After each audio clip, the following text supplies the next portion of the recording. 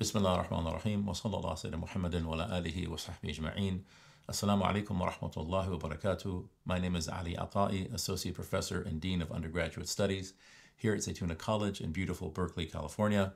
For this first session of this series entitled Ramadan Revelation, I want to explore the first of the major kutub or scriptures according to the Islamic tradition, the Torah. However, I want to examine the Torah from three distinct perspectives. Number one, the perspective of traditional Judaism. Number two, the perspective of modern critical historians.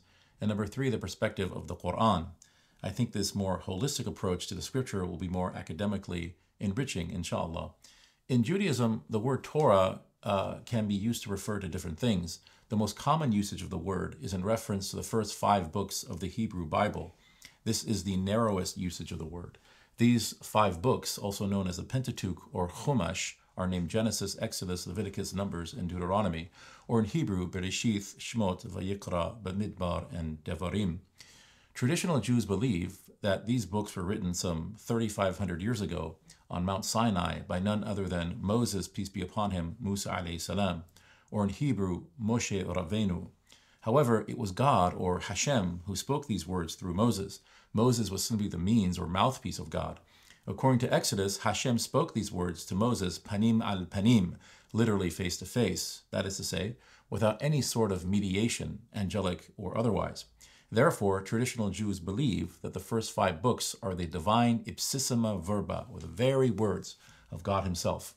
I think most people probably don't know this, but in addition to receiving these 5 books, traditional Jews also maintain that Moses received an oral Torah on Mount Sinai. This was something that was meant to be passed mouth to mouth from teacher to student. I'll come back to the oral Torah in a minute, but first let's go back to the Hebrew Bible. So we said that the first 5 books are attributed to Moses. The next 34 books in the canon are split between the Nebiim, or prophets, and the Ketubim, the writings. Generally, books that are named after a prophet fall into the category of Nebiim. These are books such as Isaiah, Jeremiah, Ezekiel, Micah, Hosea. The Ketubim consists of books like 1st and 2nd Kings, Proverbs, and Psalms.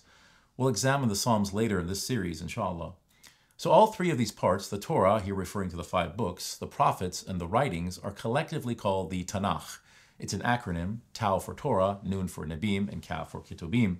Christians call the Tanakh the Old Testament. However, the term Old Testament can be offensive to traditional Jews. The Orthodox may refer to the Tanakh as the written Torah. This is a broader usage of the word Torah. Now remember, I said that traditional Jews believe that Moses received an oral Torah on Mount Sinai in addition to the Pentateuch. This oral Torah was eventually written down. This process picked up at the end of the 1st century of the Common Era by a group of Palestinian scribes known as the Tanaim. This was after the destruction of the Second Temple by the Romans in 70 CE. The writings of the Tanaim became known as the Mishnah. Between the 3rd and 6th centuries of the Common Era, Jewish scribes in both the Palestinian and Iraqi academies, known as the Amoraim, wrote vast commentaries on the Mishnah. These commentaries are called the Gemara. The Mishnah and Gemara were then codified and called the Talmud. So there are 2 versions of the Talmud, Palestinian and Babylonian. The word Talmud is actually related to the word Tilmid. Think of the Talmud as being a student of the Tanakh. So now the Tanakh and Talmud together is called HaTorah min HaShemayim, or the Torah from heaven. This is the broadest usage of the word Torah. Now, despite the claims of Orthodox Jews, there is a general consensus among modern historians and textual critics of the Bible that Moses almost certainly did not write the 5 books that are traditionally attributed to him. Again, the Pentateuch is also called Chumash in Hebrew. Chumash is related to the Arabic word Khamsa, meaning 5, the first 5 books of the Bible. Now, if you read these 5 books, you'll notice that stories are oftentimes repeated with slight differences. There are 2 creation stories, 2 flood narratives. This type of repetition is quite common in Semitic rhetoric. However, stylometric analysis of the Pentateuch strongly suggests that there are multiple authors. As you read the 5 books, you will notice that different people and places are called by various names. Where did Moses receive the Torah? Sinai or Horeb? Who was Moses' father-in-law? Jethro or Ruel? What is God's name? Adonai or Elohim, or both? You will find different ways in which God is described, sometimes very immanent, even highly anthropomorphic, and sometimes transcendent. Why is that? Modern historical critics claim to have the answer. It's called the DH, the Documentary Hypothesis, and its pioneer was the German scholar Julius Wellhausen. He articulated his theory in his very influential critical introduction to the Pentateuch called the Prolegomena, which is still the standard in the Academy. Basically, the DH espouses that the Pentateuch, or Chumash, is a composite work, combined work, derived from 4 semi-independent and complete narratives, stitched together into one by a redactor about 1,000 years after Moses. Thus, a redactor took the words of 4 authors writing at different times and combined them into a single narrative. The redactor is called R by Wellhausen, and he suggests that the redactor was the early Second Temple scribe, Ezra. The redactor divided his final narrative into the 5 familiar volumes, Genesis, Exodus, Leviticus, Numbers, and Deuteronomy. According to historians, this explains the repetition, the different literary styles, and why there are different terms for the same people and places. There were 4 original authors writing the same or similar stories and using their own terminology. What were each writing? Basically, a history of the Jewish people. But who were these 4 original authors of the Pentateuch? Scholars have given them names. They obviously do not identify themselves. The first, historians call the Yahwist because he uses a tetragrammaton, Yod-He-Vav-He, for God. These 4 letters are God's initials, as it were. Their true articulation was only known by the Kohanim, the high priests of the Beit HaMikdash, the temple. The narrative of the Yahwist is called the J-source by scholars. It was written around 1000 to 900 BCE in Jerusalem. It was written during the height of David and Solomon's kingdoms when Israel's borders stretched from the Nile to the Euphrates. Substantial portions of Genesis, Exodus, and Numbers is from the J-source. God is often anthropomorphized by the Yahwist. There is a focus on God's immanence. God appears directly to humans. This is most apparent in Genesis chapters 2 through 12. In Genesis 3:8, for instance, Adam hears God, quote, walking in the garden, and so Adam and Eve, quote, concealed themselves from God by hiding behind the trees. There is very little legislation in J. It is mostly theophany, i.e. direct experience with God. The author of the second source is called the Elohist. The Elohist prefers the word Elohim for God. His narrative is called the E-source. It was written around 800 BCE in Israel, the northern kingdom. Substantial portions of Genesis, Exodus, and Numbers is from the E-source. God is more impersonal and transcendent. There is indirect contact with God through dreams, visions, and angels. Major themes of E are prophets, fear of God, and Berit, covenant. These are solemn agreements with God. So J and E form the backbone of the Pentateuchal narrative. The patriarchs, matriarchs, Moses and the Exodus, and the wanderings in the wilderness, the famous covenant code of Exodus 20 to 23, is associated with J and E. The author of the third source is called the Deuteronomist. He is the author of the D source. Deuteronomy literally means second law. So the book of Deuteronomy is exclusively from the D source. The redactor also placed a bit of D source material in Exodus. The D source was written around 700 BCE, probably in Jerusalem or Judah. However, some say the north. Major themes include God's wrath, repentance, apostasy, and criteria for true prophecy. It recounts the laws and events of Exodus and Numbers with different emphases. It uses both the tetragrammaton Yod-He-Vav-He and Elohim for God. It has a unique oratory and preaching style that focuses on the person of Moses.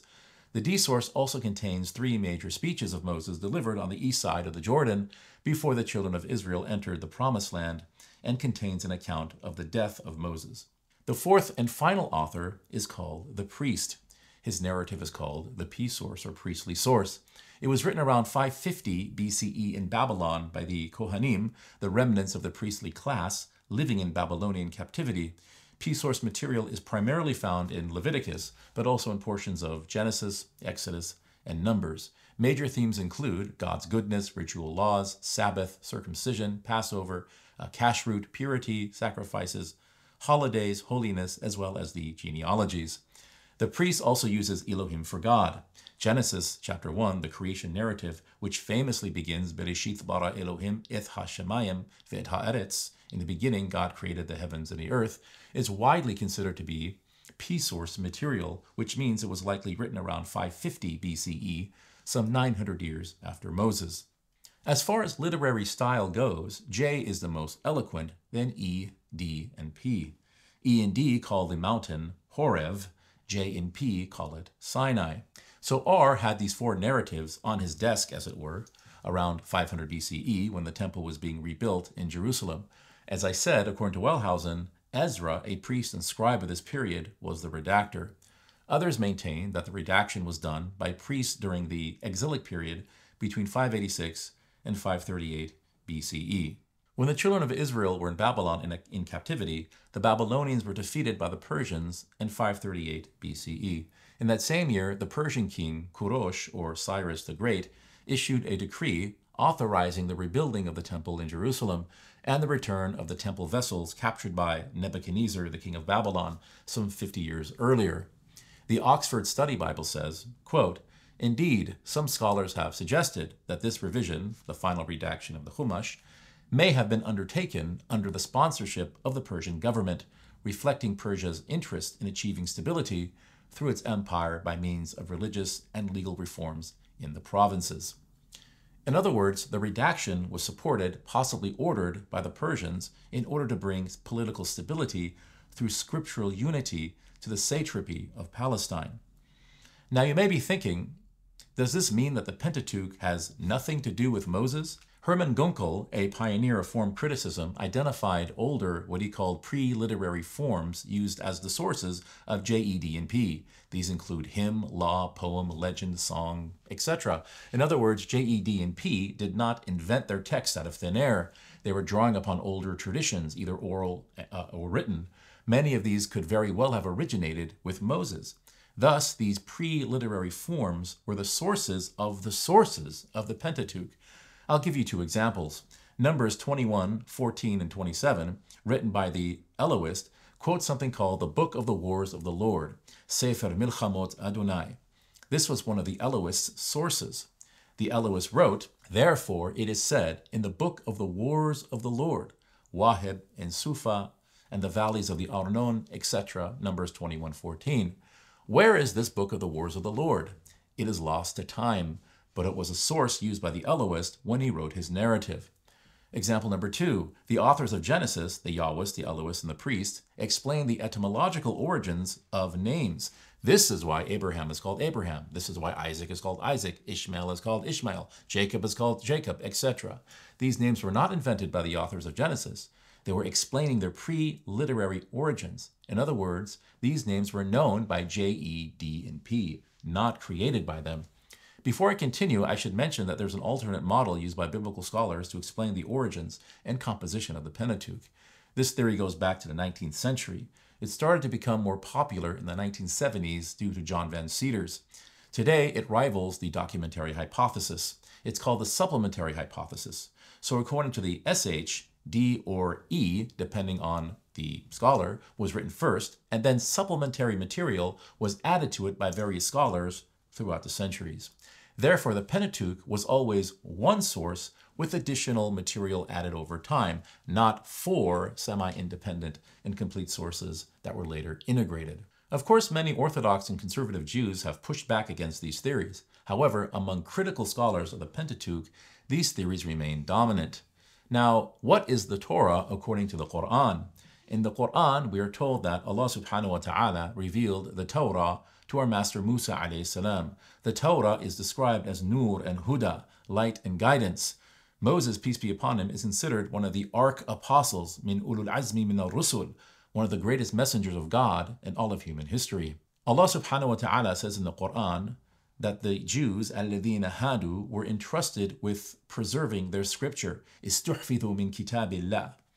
Over time, however, according to the dominant opinion of Muslim scholars, scribes began altering the text of the Torah.